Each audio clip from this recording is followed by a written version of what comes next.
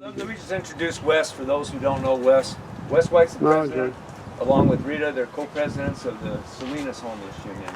It's our first local union we formed in 2016. And in fact, it was on Martin Luther King's birthday that we actually formed. Started 6 years ago. So we're going to have a celebration today of the homeless union movement here in California. We've really got grown. started in Salinas, and now we've grown. We have 25 local unions up and down the state of California, including right here, Pajaro, Watsonville Homeless Union. Of course, Monica's president of the local union we have here. And the point we're trying to make here today, and let me go ahead and introduce myself. You rolling, Wes? Yeah. Okay. So Wes is our documentarian. He's been going everywhere up and down the state of California and to other parts of the United States, getting the stories told. We say it's time to change the narrative. You can't change the narrative unless you change the narrator. And so we lift up our members and our officers of the union to tell their own stories about how they became homeless, to talk about what the cities and counties are doing to constantly persecute the failures of the system to provide housing for all when they have plenty of resources in the wealthiest country. And this is the wealthiest state in the United States, the 5th largest economy in the world, the state of California. And they can't come up with the funds apparently to give human beings a decent place to live. Right. So we've got people here today. We're celebrating Dr. King's birthday, and the city of Watsonville 2 days ago, 3 days ago on the 14th of January, posted notices telling the people here and 55 other people who are camped up and down this area by the river that they needed to get out. We have been fighting these guys. We filed 3 different legal actions. We get kicked from one place to the next. The courts, unfortunately, are not seeing things our way, and so we're moving more and more into the court of public opinion. We're going to move into the court, the people's court of last resort, and that means that we're organizing, and that means that we're telling the truth about what's going on here. So everyone's got these posters of Dr. King. We feel that if Dr. King was alive today, he would be right here in Watsonville. He'd be standing with us right here today, and he'd be saying the same things we were saying. In fact, I will read a quotation from Dr. King, and here's what he said in 1967. He said, "Almost 2/3 of the people of the world go to bed hungry at night. Many of them have no houses or beds to sleep in. Their only beds are the sidewalks of the cities and the dusty roads of the villages. The time has come for us to civilize ourselves by the total, direct, and immediate abolition of poverty." And that was 60 years ago that Dr. King recognized that the technological capability of housing everyone, of feeding everyone, of clothing everyone, of making sure everyone had a healthy, productive existence as human beings. If that existed, if that possibility existed 60 years ago, it damn sure exists today. When you got technology, some of the highest technology, you got people traveling to other planets, you got spaceships going up, you got robots that can perform all kinds of work, and they can't find a way to put people in housing. They can't find a way to put human beings in places that are fit for human habitation. Dr. King, am I right about that? Yep. You're right. All right then. So today, we honor Dr. King in the way that is appropriate to honor Dr. King. We're everywhere in Monterey County, in Santa Cruz County, in Sacramento County, up and down the state. We know that the cities and the counties and the businesses, they'll put up their little signs on Dr. King. They'll talk about Martin Luther King. They'll have their parades. But are they actually carrying out Martin Luther King's mission? Nope. They're not. We are. We're carrying out the legacy of Dr. King by making this fight. And they might break up this camp or that camp today, tomorrow, the next day. But it's not just about territory. It's about community. It's about survival as a community so that we can continue to fight. And the proof of the pudding is right here. Because this camp, it started up on the river, the Pajaro River, where people have lived in some cases for years and years. A sacred spot for many of our Native American sisters and brothers up there. A place where people work the farm fields right next to the river. A place where people have paid taxes, born and raised families. Am I right about that? Yep. Yes. I mean, all these false narratives about the homeless that haven't contributed nothing. We got Brother Victor Pacheco right here. Pacheco Pass is named after his family. farm worker organizer, labor organizer, sat on boards and commissions. We are the people that built this county and built this city. We are the people that created the wealth, not them, us. And so we're entitled to something. We're entitled to having created all that wealth and all that prosperity. Don't you think that we're entitled, that we deserve it? I think so. Do you guys agree? Yes, we agree. They say the homeless looking for a handout all the time. They're not productive. They just want everything. Give us this, give us that. Don't give us nothing. We're going to take what we deserve. We're going to take what we helped create. All these houses. We got people in the homeless union who are carpenters, building trades people who landscapers. What do you think? It makes no sense to have someone who spent their life building things, building homes, building mansions, building cities and towns and towers and skyscrapers and buildings, to be in the streets and to be in their cars and to be on the sidewalks and to be forced into tents and forced into circumstances that no human being should be forced into. So that's what I got to say this morning as we celebrate Dr. Martin Luther King. That we ain't going nowhere. We ain't going nowhere as a movement. We might be pushed here, we might be pushed there, but we're not going anywhere. We're standing our ground not just today, we're standing our ground every day. And we're going to continue to organize and build up our union and build up our movement. So let me bring up, we're going to have several speakers and let everyone have a chance to say something. But I want to bring up Monica Tony. Monica is the president of our local union here, and she's a recognized, outstanding leader amongst the homeless community, not just here, but across this whole part of California. So Monica, why don't you come up and have a few words. Hi everybody. So I'm not just a representative, I'm also a client. So I'm the president of the homeless union here in Pajaro as well as Watsonville, and I'm just trying to make a difference. You know, I'm not trying to make a change, I'm trying to make a difference. Change is going to continuously change. I'm trying to make a difference because I need something to be seen. I need something to be done.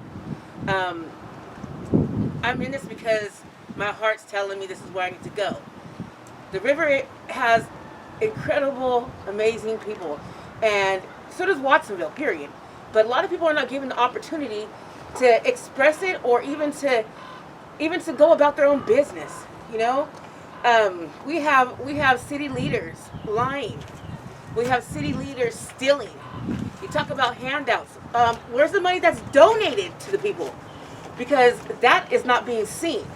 I'm wondering where it's at, because they're not feeding the people that I'm feeding. They're not housing the people that I'm housing. They're not keeping shelter over the people that I'm keeping warm, as well as, you know, dry during the wet times. The other day I was asked, so what services do you need? What services can you provide? And I'm not talking about a resource, I'm talking about a service, an actual place for people to go, because I have been able to provide more than Santa Cruz and Watsonville combined for our individual people who are members of this society. I go to school, I work, and I do me, okay? And this right here has been so hard on me, as well as the people that are in it with me. I have an A team, the Go team, and the supported people are voicing their voice. They're using their voices, they're saying their concerns, and yet we're not being heard. We're not being heard at all. And we just want to be heard. We want to be heard. We're not asking to be accepted. We're just asking for you to leave us alone. You know, just leave us alone and let us be. If you want to rip stuff and make stuff look dirty, that's on you. But then it's on us too, because you're making us look bad. We're just people. We're humans. Trying to live. If I was a dog, I would have a shelter. If I was a dog, I would have a potty bag. If I was a dog, I would be walked. If I was a dog, I would be okay and accepted. But I'm a human being. So get it together, Watsonville and Santa Cruz County and Monterey County. Get it together, because we don't need your assistance. We need your services. That's it. That's all I have to say. We also pay taxes. Amen. Right? And those taxes are not well spent on us. Those taxes are going to be spent on us. Go ahead, Victor. Say some stuff, and then we'll I was going to say, so far as Pajaro is concerned, I want to say something about the story of Wild River Pajaro. This big valley used to be full of turkeys. That's what the name of the Pajaro is. Used to be nothing but turkeys all the way up and down, all the way around. What happens? We ate them all. That's what it is. That's what the name came out from there, from the turkeys. A lot of people doesn't know that. They think it's that black bird that they put on the signs. That's the real name of the that's the real bird. But it's not. It's the turkeys that used to roam around this area, the valley, up and down and up the hills. Still some up the hills. But most of the, about 500,000 turkeys that used to roam around this area, they're gone. We eat them all. They're on the rally every November. We have a big party, and guess what? The turkey is the one event that we like to celebrate and eat them all. They're gone. That's what I say. Thank you very much. They're treating us like turkeys and trying to get rid of us. Exactly. Okay, Rita, you want to say a few words? I just think, I feel, if our city and the county can provide people with housing, then they shouldn't stop us from putting a roof over our own heads. To them it might just be a tent, but to us it's our shelter, it's our home, and they should respect it also because, again, they're not doing their job by providing for the people, and it's hard enough to exist, and that's what we're trying to do is exist and trying to live. Human beings trying to live in the places that they want the funding for us, but they don't want to spend it on us. They shuffle us around like cattle, treat us like if we're not even human, It's, again, human beings trying to live, and again, our county, the cities and stuff like that, you guys get money, spend it where it's supposed to go. If you can't do your job, leave that seat and put somebody else there that can do it, Because people are dying here in the streets waiting for the services to come. Okay, so we got a lot of supporters out here today, and I invite any one of them to, One right there. or all of them to come on up, brother. You're right about what you were saying. Dan, stand over here, brother. And say who you are. My name is Domingo Medina, and I never was in the streets, and I never felt what I'm feeling for my brothers. And it's a shame that all the rich people are getting richer, and they're treating us like dogs. In other words, they treat even better the dogs than us, and they're really messing us up. I really feel sorry for what happened in the levee. They kicked them out over there. They switched to the other side, and they kicked them out, and it's embarrassing what they're doing to us. And I think you guys, I find are good, giving a good fight to the rich people, because they're getting richer and we're getting poorer. That's all I gotta say. Have a good one. Thank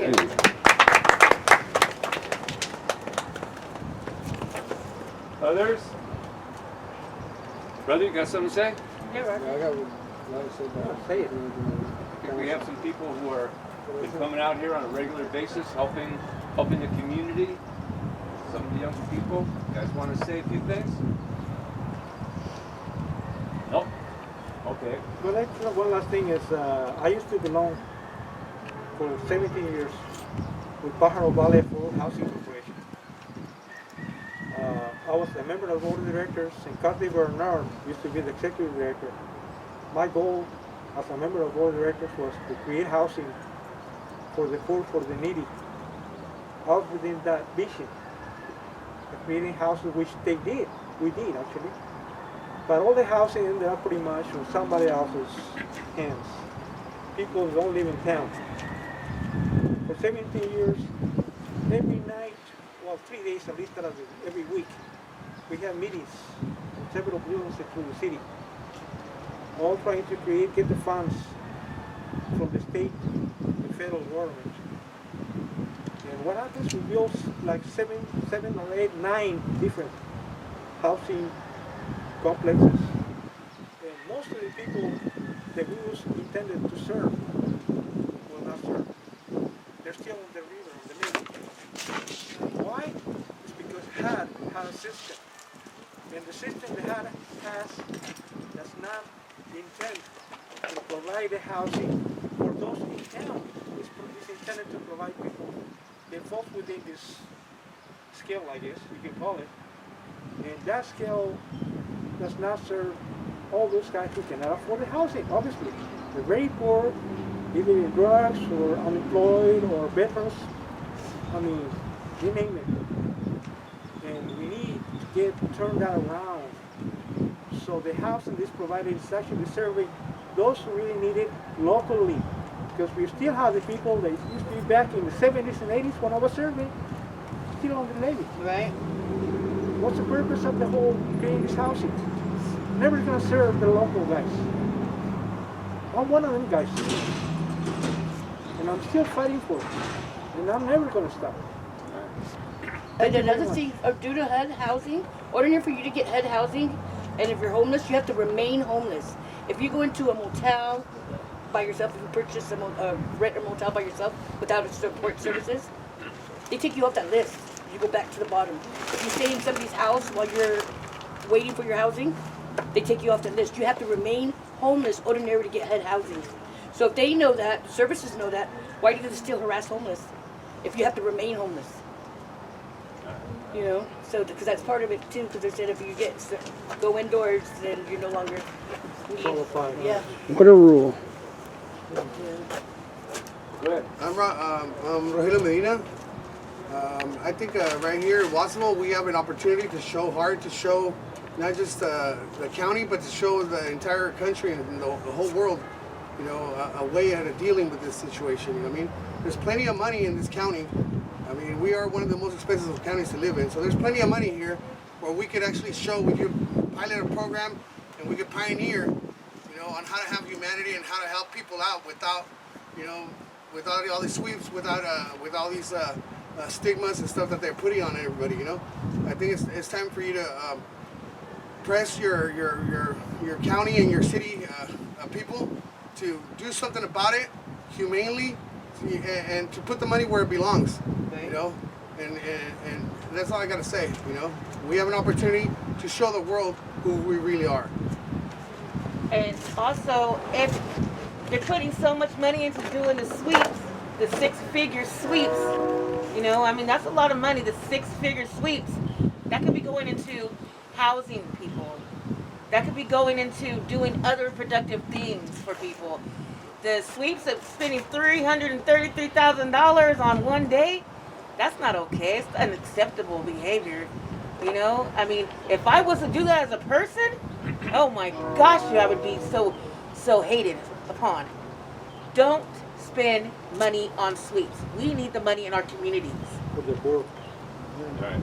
Well, you guys, anyone else wishes to say anything today? So let me just say a couple things. Brother, what's your name again? I'm sorry? Roger? Roger.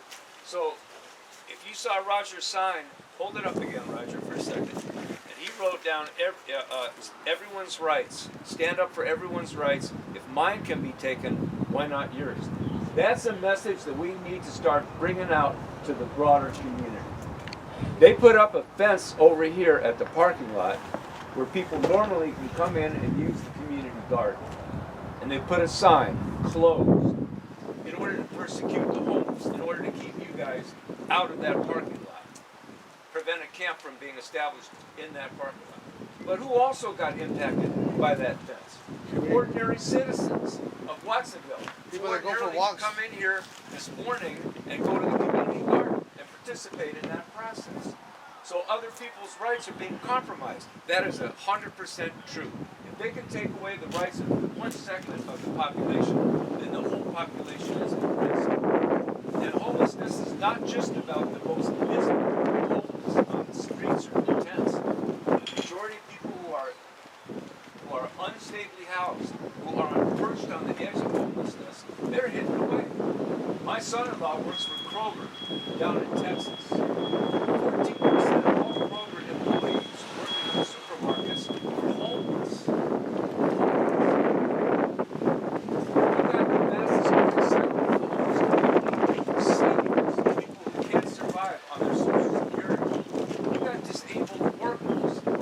You got people that are fleeing domestic violence. That's Rita's story. She tells that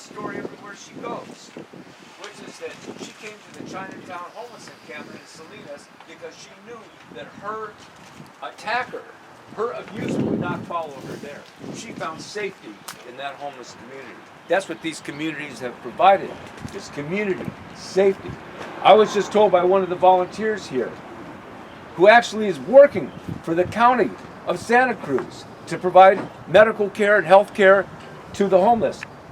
And this person was telling me, but they keep breaking up the encampments, that limits the ability to provide that medical care, especially during a pandemic, especially during the winter season with hypothermia, the cold and the rain. So you got the county breaking up encampments while another part of the county is trying to bring services to the encampments and saying, you keep breaking up the encampments, you're putting people at risk. It's what we call a state-created danger. And we're educating the community about these terms, about the obligations that the cities and counties have under the law. California Health and Safety Code, Welfare and Institutions Code, the Public Health Officer's Authority. Not to mention labor codes that are being violated when they're coming over here and offering jobs to homeless, and we accept, we go, and we get paid with cards that are specific to a store. So they're telling us where to shop, and then if you take the value of all those cards and the hours you worked, they're violating even minimum wage laws, you know. And I tell them, well, would you pay a strawberry picker with a Target card? Of course not. You know, so why? And then they have the same people that they're paying with these cards and violating their rights, labor law rights, going to sweep all these camps while their camp is being swept by another team. I mean, how inhumane is that? How low can you go to think about something of doing something like that? You know what I mean? I mean, it's time that for the whole county, you know, to kind of reevaluate where you stand as a human being, you know, and how you're going to treat people. Everybody needs to be treated with the same respect and the same humanity that you yourself would expect. Right. You know, I've heard of people saying, "Oh, down at the levee, they kidnap girls, they drug them." That couldn't be farther from the truth.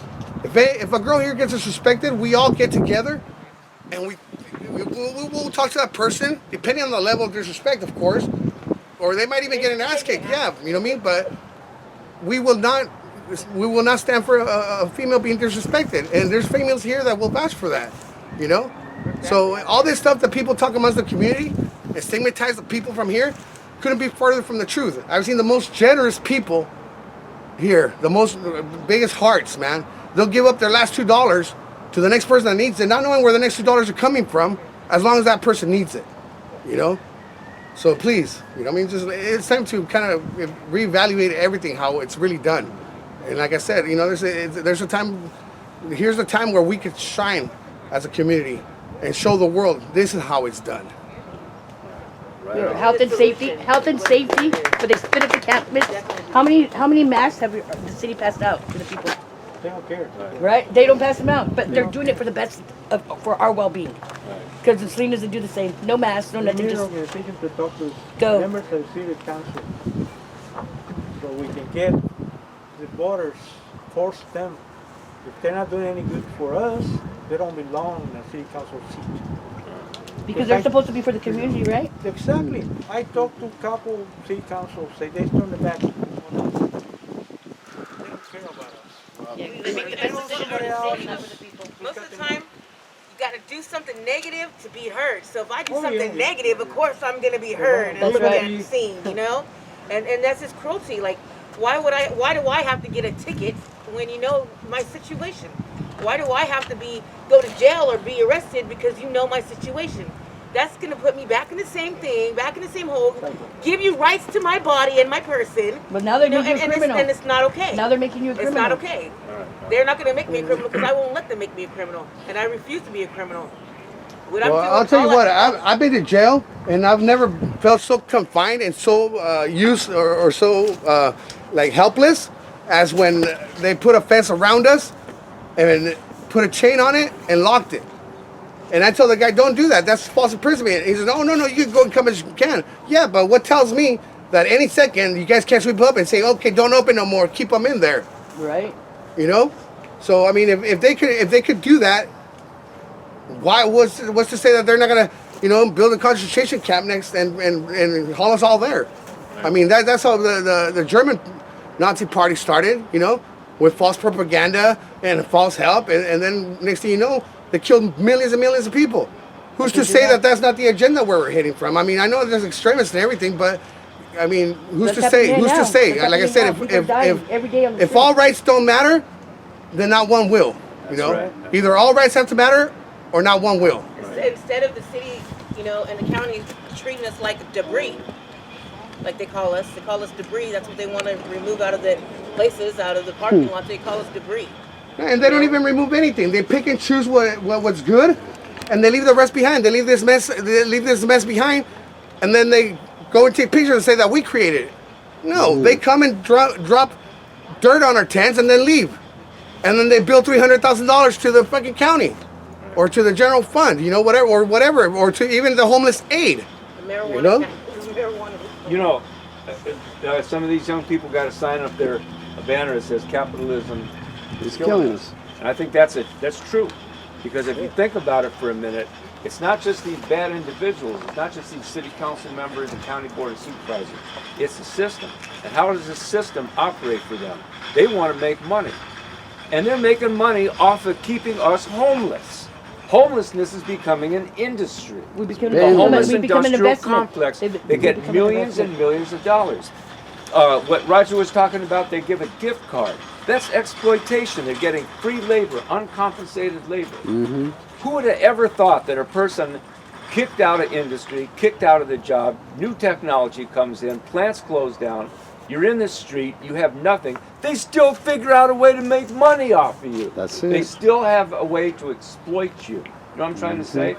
We got a shelter that we're organizing in another part of California where they have to pay, the homeless people that are in this shelter have to pay $270 a month. They have to pay to be in that shelter. And they're assigned so-called chores that are mandatory. There's all kinds of violations, OSHA violations, health and safety violations. And they're not paying them a nickel, just the opposite. They have to pay the shelter $270. Oh, but if you're on public assistance, you only have to pay $210. Can you believe this? So they're taking money from a homeless person, making them do work and not paying them. And this is happening within the shelter that is getting millions and millions of dollars of assistance from both the private and the public treasuries. What's going on here? And that's why what we're talking about in terms of organizing the homeless and building this movement, we're part of something bigger. We got to think of ourselves as something bigger. You know what I mean? Not just homeless fighting every day and here they come again and go over here. No. Why is there a war on the homeless? I'll tell you why. Because we are walking point for a much bigger movement. We are representative of a much bigger movement. You know what I'm trying to say? You got people that have homes, but they have no electricity, and they have no running water, and they got no food in their refrigerator, and they got mold on the walls, or they're living in a motel with their families, and they're paying outrageous amounts of money in these weekly rate motels, and they're scared to come out because they'll take their children if they find out that these children are homeless, and they're being exploited by these hotel and motel managers. They don't care. They love it. Oh, City of Watsonville is going to give us some money over here at Motel 6 to put some homeless people in for 5 or 6 days. Let them come on in. And then they kick them out. And they write them up for rules violations. And they exploit them. And they have private security knocking down the doors and kicking people out of the motels. You know what I'm trying to say? All about to make that money. It's all about this system. But I think we're here on Dr. King's birthday because it's dark. You know, it's dark. These are hard times. And there's a lot of gloom, and it's dark. But Martin Luther King said, Dr. King said, only in the darkness can you see the stars. Only in the darkness can you see the stars. You guys are the stars. We're the stars. And it's dark, but we have a galaxy, not just some stars. There's millions of us. And so we should feel very confident. I feel confident. It's not going to be easy. But when you're at the bottom, you have nothing to lose. And we start shaking the bottom of the ladder, that whole ladder starts to shake. And that's why there's a war on the homeless. Because they understand that if we get organized, if people get organized at the basic level of housing and shelter and food and the basic necessities, if we get organized, we become a threat to the system. And this is how we have to think of ourselves now. That's why we formed the Homeless Union. Not just to make things a little bit better, but to get a whole new society. A whole system, It has yeah. to be about a whole new society. And in a society motivates that they people? call themselves civilized and God-fearing, why is there not a path for any homeless person, regardless of what their choices have been in the past, for them to have a path back to stability? Why is there not a path existing already? I mean, are we not, you know what I mean? Are they not somebody's brother, somebody's sister, somebody's daughter, somebody's mother, you know what I mean? Why is it that there is no path for anyone going through a situation to go and find help, whether it be mental help, whether it be rehab, you know?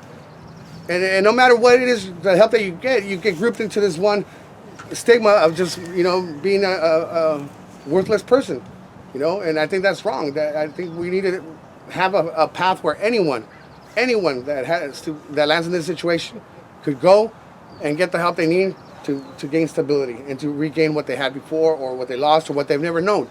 I mean, there's some people that, yeah, they don't work, but they never had job skills. You know, I know people that were raised at the levee.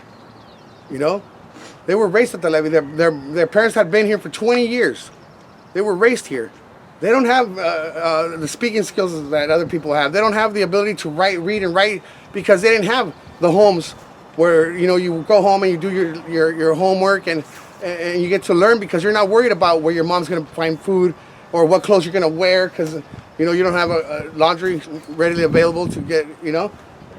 You see? So, I mean, there's a lot of factors. It's not just one, you know, that you could point at it and, you know, there's a lot of things that we could do to help out the community, you know. So, Well, I mean, yeah. Okay, so I think maybe we should kind of maybe wrap things up. And it seems to me that what we've seen here today is the evidence of the fact that we know we've got some solutions, and that the narrative is false. You got people here who we understand how to build a movement. Okay, let's talk seriously about this. Well, when I was working in HR, when I worked HR, and people would come complain to me, I would tell them, don't just bring me a problem, bring me two solutions with it. There you go. You know. Right. And I've offered solutions to the officers to come and sweep and take everybody's stuff. I tell them, hey, you're putting them back to zero. How do you expect them to get off the streets if you're just hurting them, taking everything they have accumulated and throwing it away, you know? And so, I mean, I think if we come together and offer a solution, and I think that's what's threatening the establishment, that if we start getting, demanding accountability and start demanding, you know, responsibility, and for people to be held accountable and fired or whatever needs to be done, I mean, that would upset the whole system of you know, of taking money and, you know, putting it from one grant to the next and writing it out as a law for this, but in reality it states here that you're going to get that, you know. I think that's what we're really is the whole political establishment is threatened, Right. you know, because if we go and get these rights that we feel are rights, you know, put them to place, it would affect their ability to lie and misuse everybody's money, not just the homeless money. Right. Right. You know? Okay, so I think that I'm very, like I say, I'm optimistic because I see a movement growing.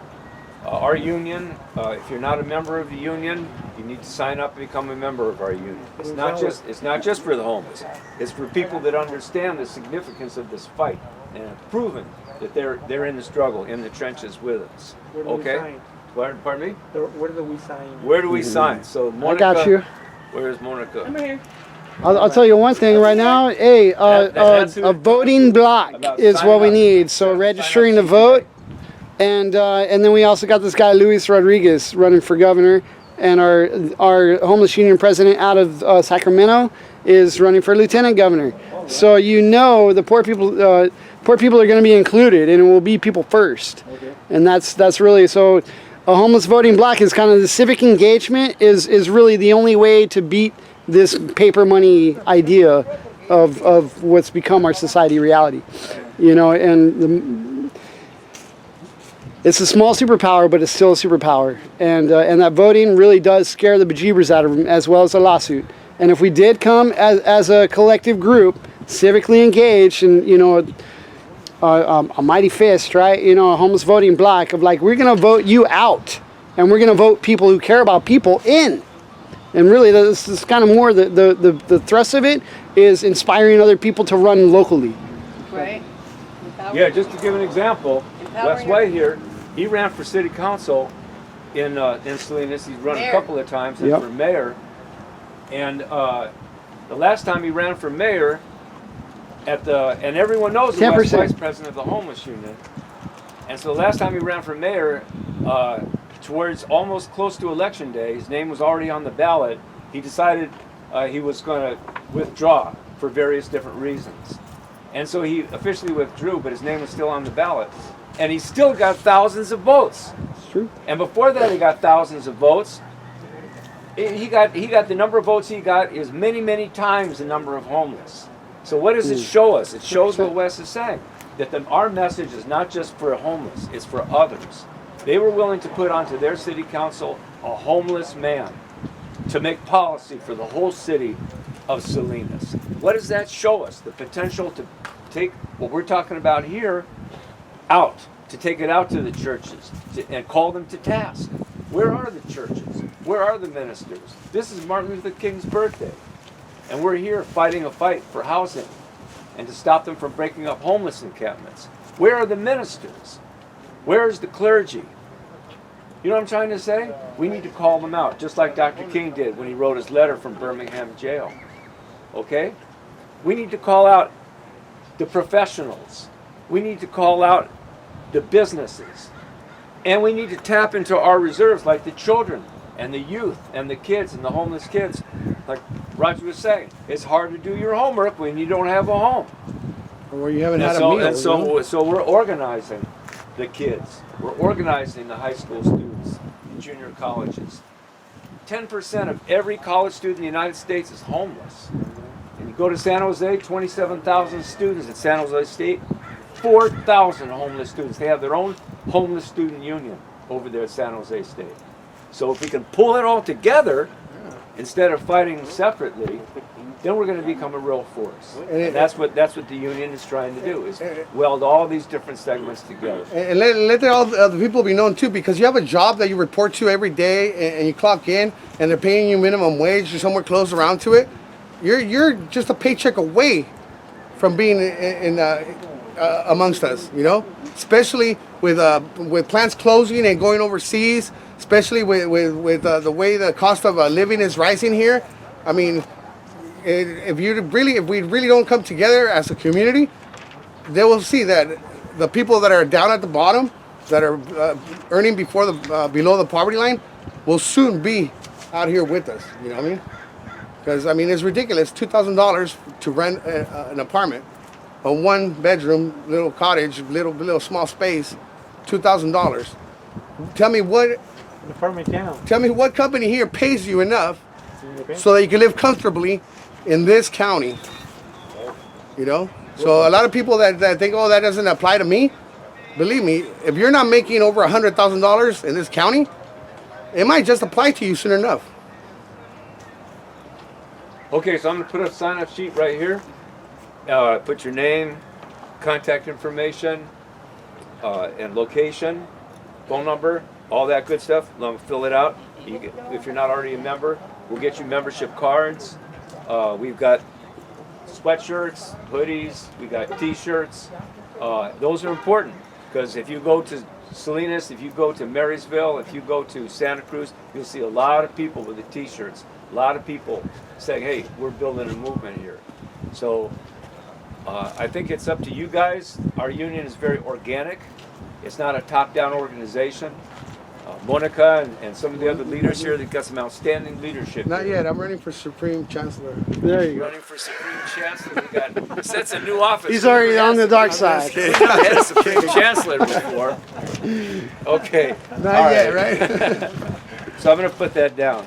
So unless someone else has anything else to say, thanks so much for gathering. I have a question. Yeah. Is why is it that the city council is never willing to listen to the poor, the needy, the homeless? And we have an attorney who can organize us all so that we can convince them somehow that if they don't support us, they don't get vote from us. I think what Wes said is right. We got to have a voter registration Registrate. drive. We can create a real block of not just homeless, but poor people. About Yes. poor people in Yeah. the city of Watsonville. There's a lot Most of- of them don't vote. So we got to think about registering. Maybe talk about running someone for elected office to call attention to what's happening. But I think we'll go to the city council. You bring it as a force. You just got to be persistent with it and get more and more segments of the community out so that they have to pay The attention. louder we get. Another issue. And homeless people are specifically susceptible to all these charges that are false. I myself have been surrounded by police with ARs saying that I was shooting at somebody when I was shooting a BB gun into the levee, which was obviously a BB gun.